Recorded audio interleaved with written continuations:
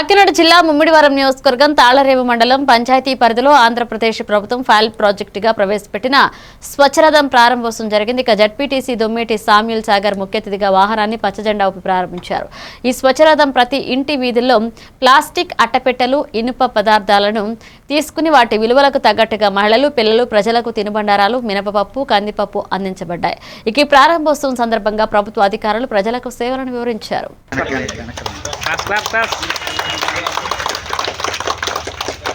తాళరేవు మండలం తాళరేవు పంచాయతీ ఈ పంచాయతీ కార్యాలయ ఆవరణలో స్వచ్ఛ రథం అనే పేరుతో ప్రభుత్వం వారు చేపట్టినటువంటి ఈ వాహనాన్ని రథాన్ని లాంచింగ్ చేయడం జరిగింది. దీని ద్వారా మరి గ్రామంలో పెరిగిపోతున్నటువంటి పొడి చెత్త, ముఖ్యంగా ప్లాస్టిక్ వ్యర్థాలు, ఐరన్ వేస్ట్ ఇవన్నీ కూడా సేకరించి వస్తు మార్పిడి విధానంలో